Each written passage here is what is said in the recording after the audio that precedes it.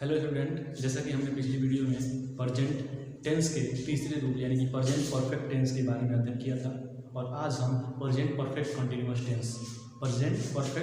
Tense के बारे में अध्ययन करेंगे। उसे सॉल्व करना सीखेंगे यानी कि हिंदी वाक्यों को चेंज करना सीखेंगे। साथ ही साथ उसमें हैज़, हैव और मेन की जो फर्स्ट फॉर्म में आईएनजी फॉर्म लगती है उसके बारे में भी समझेंगे। यानी कि मूल रूप से किसी भी प्रेजेंट परफेक्ट कंटिन्यूअस टेंस के वाक्यों को किस प्रकार चेंज किया जाए, किस प्रकार उसको सॉल्व किया जाए, इसके बारे में हम जानेंगे और उसको बनाना सीखेंगे। चलिए वीडियो शुरू करते हैं। प्रेजेंट परफेक्ट कंटिन्यूअस टेंस, ये आज का हमारा टॉपिक है जो कि प्रेजेंट टेंस का चौथा रूप है, चौथा प्रकार है। इसे कहते हैं प्रेजेंट परफेक्ट कंटिन्यूअस टेंस। इसे पहचानेंगे कैसे? यदि आपके सामने कोई वाक्य लिख दिया जाए और उसे पहचानना है कि यह वाक्य किस टेंस का है, प्रेजेंट कंटिन्यूअस का है, प्रेजेंट परफेक्ट का है या फिर प्रेजेंट परफेक्ट कंटिन्यूअस टेंस का है। यदि आपको पहचानना है तो पहचानने का तरीका आपको पता होना चाहिए। यदि जिन हिंदी वाक्यों के अंत में रहा है, रही है, रहे हैं, रहा हूँ, जिन हिंदी वाक्यों के अंत में रहा है, रही है, रहे हैं, रहा हूँ आता है वाक्यों के अंत में या फिर क्रिया के अंत में, कोई भी सेंटेंस आपको हिंदी में सेंटेंसेस मिलेंगे और उसमें क्या आएगा वाक्य के अंत में, क्रिया के अंत में रहा है, रही है और रहे हैं।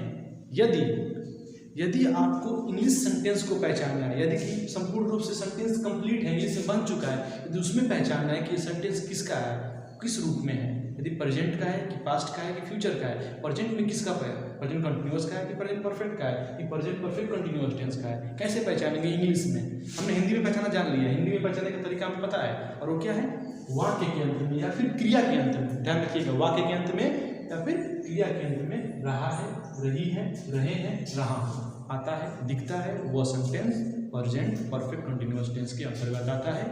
ठीक उसी प्रकार यदि सेंटेंस, और सबसे बड़ा जो महत्वपूर्ण पॉइंट है वो है कि रहा है, रही है, रहे हैं, रहा हूँ के साथ समय के साथ आएगा। ये सारी चीजें जो रहा है, रही है, रहे आएंगे वो समय के साथ आएंगे। आपने देखा होगा प्रेजेंट कंटिन्यूअस टेंस में सिर्फ रहा है, रही है, रहे हैं दिखता था, लेकिन प्रेजेंट परफेक्ट कंटिन्यूअस टेंस में आपको रहा है, रही है, रहे हैं दिखेगा, लेकिन समय के साथ दिखेगा। उसमें कहीं ना कहीं टाइम का जिक्र होगा, उस सेंटेंस में कहीं ना कहीं आपको समय दिखेगा। वही sentence present perfect continuous tense कहलाएगा। यदि सेंटेंस को हमें इंग्लिश में पहचानना है, यानी कोई सेंटेंस, कोई वाक्य इंग्लिश में दिया है, कंप्लीट रूप से बना हुआ है, उसे कैसे पहचानेंगे? यदि उसे पहचानना है तो देखेंगे इंग्लिश में पहचानने का तरीका देखेंगे। हैज़, हैड, वाक्य में आपको क्या दिखेगा? हैज़, हैव, क्या दिखेगा? हैज़ दिखेगा, हैव दिखेगा। आपको परफेक्ट में भी दिखता था, लेकिन बीन दिखेंगे। इस वाक्य में आपको बीन दिखेगा और बीन के बाद मेन और की फर्स्ट फॉर्म में आईएनजी दिखेगी, यानी कि हमारा परफेक्ट कंटिन्यूअस दोनों वाक्य इसमें आ रहे हैं, इसलिए इसमें परफेक्ट के भी हेल्पिंग वर्ब है और कंटिन्यूअस के भी वर्ब में आईएनजी फॉर्म है। इसका मतलब ये प्रेजेंट परफेक्ट कंटिन्यूअस टेंस है। इसे पहचानना बहुत आसान है। एक बार फिर से देखते हैं, हैज़, हैड, दो क्लियर हो गए। हैज़, हैड के बाद बीन आएगा, हर में सब सेंटेंस में बीन लगेंगे और मेन वर्ब के फर्स्ट फॉर्म में आईएनजी दिखेगी और सिंस ऑफ फॉर, इसका ध्यान रखेंगे जो कि समय को दर्शाने के लिए प्रयोग होता है, सिंस फॉर। यदि आपको वाक्यों में इंग्लिश सेंटेंस में हैज़ है, बी मेन वर्ब की फर्स्ट फॉर्म में आईएनजी, सिंस या फॉर दिखता है तो वो sentence present perfect continuous tense के अंतर्गत है। हमने सेंटेंस को पहचानने का तरीका सीख लिया, हमने इसका पहचान जान लिया, पहचानने का तरीका, पहचानने का नियम। इंग्लिश में भी मिलेगा, हम उसे पहचान लेंगे, हिंदी में मिलेगा, हम उसे पहचान लेंगे, लेकिन इसे चेंज कैसे करेंगे? यदि कोई सेंटेंस लिखा जाए और वो प्रेजेंट परफेक्ट कंटिन्यूअस टेंस का सेंटेंस हो, वाक्य हो, तो उसे कैसे हम इंग्लिश में चेंज करेंगे? चलिए एक एग्जाम्पल लेते हैं और अब मैं आपको उससे समझाने का प्रयास करता हूँ। एक एग्जाम्पल आप ले, जैसा कि आप व्हाइट बोर्ड पर देख रहे हैं, मैंने एक एग्जाम्पल लिखा है और वो एग्जाम्पल है, बच्चे 2 घंटे से मैदान में फुटबॉल खेल रहे हैं। हमारा एग्जाम्पल है, बच्चे 2 घंटों से मैदान में फुटबॉल खेल रहे हैं। इस वाक्य को सबसे जरूरी है कि इसे पहचाना है। यदि इस वाक्य को हम पहचान लेते हैं कि यह वाक्य किस रूप का है और किस टेंस का है, कैसे पहचानेंगे? मैंने ऊपर पहचानने का आपको तरीका सिखा दिया हूँ, बता दिया हूँ। पहचान यानी जिन हिंदी वाक्यों के अंत में या क्रिया के अंत में, वाक्यों के अंत में या क्रिया के अंत में रहा है, रही है, रहे हैं, रहा हूं के साथ, रहा है, रही है, रहे हैं, रहा हूं के साथ, साथ क्या आएगा? समय के साथ। सारी बातें उसमें समय होगी, रहा है, रही होंगे, लेकिन साथ ही साथ समय भी निर्धारित होगा, समय भी होगा, दिया रहेगा समय, वही sentence present perfect continuous tense कहलाएगा। मैंने आपको बता दिया पहचानने का तरीका। तो देखते हैं इसमें रहा है, रही है, हाँ, इसमें रहे हैं, इसमें रहे हैं, समय भी है, हाँ, 2 घंटे, समय भी दिया है और रहे भी दिया है, यानी कि ये sentence present perfect continuous tense का वाक्य है। अब हम इसे कैसे चेंज करेंगे इंग्लिश में, और इसके लिए मैं आपको फॉर्मूला बताऊंगा किस प्रकार इसे चेंज किया जाएगा। इसके लिए एक छोटा सा फॉर्मूला है जो मैं आपको नीचे लिख रहा हूं और उसे मैं समझाने का प्रयास करूंगा। फॉर्मूला है सब्जेक्ट प्लस हैज या हैड, सब्जेक्ट प्लस हैज या had plus be plus main verb की फर्स्ट फॉर्म में आईएनजी, या फिर वर्ब की फर्स्ट फॉर्म में आईएनजी या मेन वर्ब की फर्स्ट फॉर्म में आईएनजी प्लस ऑब्जेक्ट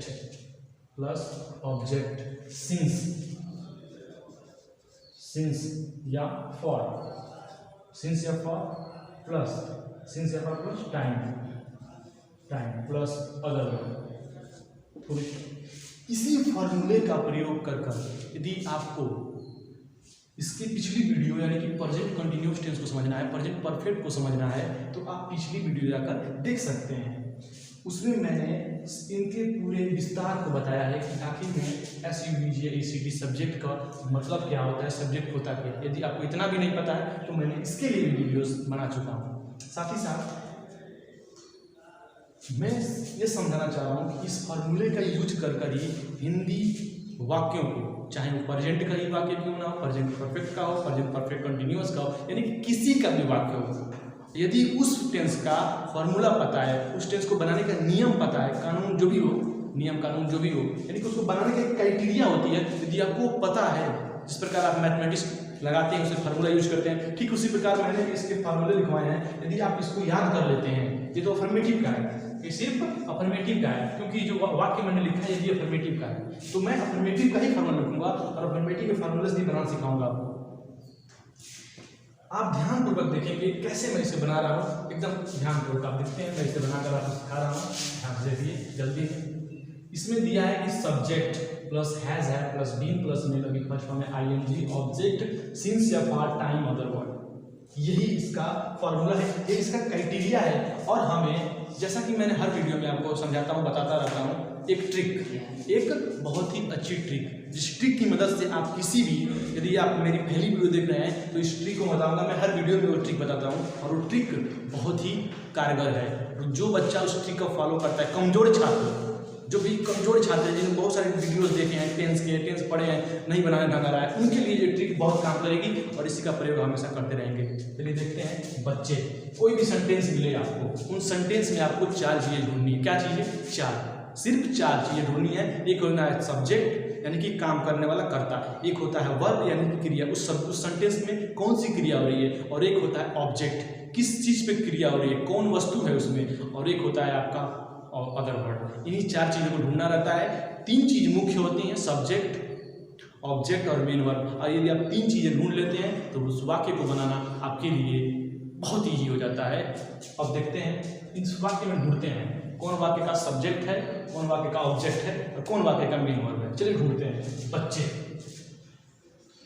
इस बच्चे 2 घंटे से मैदान में फुटबॉल खेल रहे हैं। फुटबॉल कौन खेल रहा है? बच्चे खेल रहे हैं ना, बच्चे कार्य को कर रहे हैं, यही करता है, यही क्या है? सब्जेक्ट है। जो कार्य को करता है वही सब्जेक्ट, वही करता है। आगे है, इस वाक्य में वर्ब कौन है, इस वाक्य का क्रिया कौन है, बच्चे कौन सी क्रिया कर रही है, बच्चे कौन सी क्रिया कर रहे हैं, बच्चे खेलने की, फुटबॉल खेलने की क्रिया कर रहे हैं, बच्चे खेलने की क्रिया कर रहे हैं। खेलना क्या हो गया आपका, ये क्या हो गया? Main verb. ये आपका बच्चे खेलने की क्रिया कर रहे हैं तो हो गया वर्ब। अगला है इस वाक्य का ऑब्जेक्ट, बच्चे क्या खेल रहे हैं? फुटबॉल खेल रहे हैं। वस्तु है ऑब्जेक्ट, ऑब्जेक्ट यानी कि वस्तु, बच्चे खेल कर रहे हैं फुटबॉल, यानी कि फुटबॉल वाक्य का ऑब्जेक्ट है, फुटबॉल वाक्य का ऑब्जेक्ट है। हमने 3 चीजें पहचान ली। उसके बाद वाक्य का अदर वर्ड कौन है? बच्चे कहाँ खेल रहे हैं? मैदान में खेल रहे हैं। ये आपका अदर वर्ड है। क्या है? Other word. और 2 घंटे से ये आपका क्या है? टाइम है। क्या है? टाइम है। देखिए आपने हर चीज को पहचान लिया, टाइम कौन है और सब्जेक्ट कौन है, ऑब्जेक्ट कौन है और मेन वर्ब कौन है, अदर वर्ड कौन है।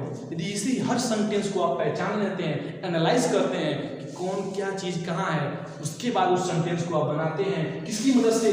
फार्मूले की मदद से। यानी कि हमें वाक्य में पहचान लिया कौन क्या है, उसके बाद फार्मूला कह रहा है कि ऐसे ऐसे ऐसे ऐसे कर दीजिए। कितना आसान है। इसके लिए फार्मूला भी याद होना चाहिए। और यदि आप सीख रहे हैं और आपको कठिनाई हुई है, यदि आपने बहुत सारी वीडियो देख चुकी हैं और मेरी वीडियो यदि आप देख रहे हैं तो इस ट्रिक का फॉलो कीजिए और मैं गारंटी देता हूं कि आपको इसी वीडियो से आपको टेंस बनाना आ जाएगा। ज़्यादा सारी वीडियो आपको देखनी नहीं पड़ेगी। उसके बाद हम इस सेंटेंस को बनाते हैं, चेंज करते हैं और देखेंगे, आप सभी लोग ध्यानपूर्वक देखेंगे कैसे हम चेंज करते हैं। सब्जेक्ट अब क्या करेंगे? फार्मूले की बात मानेंगे। जैसा जैसा फार्मूला कहेगा सिर्फ हमें वैसा ही वैसा करना है, उसके अलावा हमें कुछ नहीं करना है, क्योंकि हम पहली बार सीख रहे हैं। ध्यान देखिए, सब्जेक्ट, वाक्य का सब्जेक्ट कौन है? वाक्य सब्जेक्ट बच्चे हैं, हम लिख देंगे चिल्ड्रन। हमने लिख दिया चिल्ड्रन, बच्चे लिख दिया। उसके बाद कह रहा है, सब फार्मूला कह रहा है, जो इसका नियम है वो कह रहा है कि हैज या हैव, कोई दोनों में से कोई एक लगाइए। तो बच्चे एक रहते हैं नहीं, बच्चे बहुत सारे हैं, यानी बहुवचन है, और बहुवचन क्या हैव लगेगा। क्या लगेगा? हैव। क्या लगेगा? हैव। तो हमने क्या लिखा? Children have. उसके बाद बीन सबके साथ लगेगा, कोई भी सब्जेक्ट हो, कोई भी हो, उसके साथ बीन लगेगा, यानी हमने लगा दिया बीन। तो चिल्ड्रन हैव बीन। उसके बाद क्या कह रहा है? फार्मूला क्या कह रहा है? फार्मूला कह रहा है कि वर्ब की फर्स्ट फॉर्म में आईएनजी। तो यहाँ पे वर्ब दिया है, वर्ब कहाँ है? कहाँ है वर्ब? कहाँ है? खेल रहे हैं, खेलने की क्रिया कर रहे हैं बच्चे, तो वही क्रिया है। और उसको क्या करते हैं? प्ले। और प्ले में क्या लगेगा? आईएनजी लगेगा। कैसे लगेगा? फार्मूला कह रहा है, तो लगाते हैं प्ले इन। हो गया, चिल्ड्रन हैज बीन प्लेइंग। उसके बाद कह रहा है ऑब्जेक्ट। फार्मूला कह रहा है ऑब्जेक्ट। तो वाक्य में ऑब्जेक्ट कहाँ है? हम ढूंढते हैं। यदि आपने पहले से ऐसे बॉक्स बना कर लिख लिए तो बहुत आसान है, तुरंत ढूंढ कर तुरंत लिख देंगे। यदि नहीं बनाए हैं, अगर आपके अंदर कॉन्फिडेंस आ गया है तो अच्छी बात है। यदि नहीं है तो आप ऐसे करेंगे, 2-4 एग्जाम्पल आप ऐसे बनाएंगे बॉक्स बना कर, उसके बाद अपने आप आपको कॉन्फिडेंस आ जाएगा। चलिए, ऑब्जेक्ट। तो ऑब्जेक्ट है फुटबॉल। फुटबॉल यानी कि वस्तु है, लिख देंगे फुटबॉल। फुटबॉल लिख दिया हमने, फुटबॉल। उसके बाद क्या है? फार्मूले के अनुसार फार्मूले को सिंस या फॉर, सिंस या फॉर, या तो सिंस लगाएंगे या तो फॉर लगाएंगे। तो बच्चे क्या कर रहे हैं? 2 घंटे से खेल रहे हैं, कोई निर्धारित नहीं है, कोई फिक्स नहीं है, तो क्या लगाएंगे? फॉर। क्या लगाएंगे? फॉर लगाएंगे। यदि निश्चित है कि बच्चे कब से खेल रहे हैं तो सिंस लगाएंगे, यदि निश्चित नहीं है तो फॉर लगाएंगे। कैसे? सिंस। यदि बच्चे सुबह से खेल रहे हैं तो हम फिक्स हैं कि बच्चे सुबह से खेल रहे हैं तो सिंस लगाएंगे। यदि बच्चे 2 घंटे से खेल रहे हैं तो किस 2 घंटे से खेल रहे हैं हमें पता नहीं है, सुबह के 2 घंटे से खेल रहे हैं कि रात के 2 घंटे से खेल रहे हैं, कुछ नहीं पता है। इसका मतलब फॉर का यूज होगा। ठीक है, ये भी क्लियर। तो हमने लगा दिया फॉर। उसके बाद टाइम, कब से खेल रहे हैं? 2 घंटे से, फॉर 2 आवर। 2 आवर लगा दिया, फॉर 2 आवर। उसके बाद बच्चे खेल कहाँ रहे हैं? अदर वर्ड कहाँ है? Other word, other word, other word. Time के बाद अदर वर्ड। अदर वर्ड क्या है? फील्ड। कहाँ खेल रहे हैं? In the field. हमने लिखा भी है बॉक्स में, इन द फील्ड। अब आप इसका स्क्रीनशॉट ले सकते हैं और घर पे आप बहुत सारे एग्जाम्पल बनाएंगे। और यदि आपको अच्छा लगा वीडियो तो इसे क्या करेंगे? लाइक करेंगे और अपने फ्रेंड के पास शेयर करेंगे, जिससे कि आपका फ्रेंड भी इस लॉकडाउन में घर पे बैठकर पढ़ सकेगा। आप सब्सक्राइब कर लीजिए चैनल को, जिससे कि अगली वीडियो की नोटिफिकेशन आपके फोन पे चली जाएगी।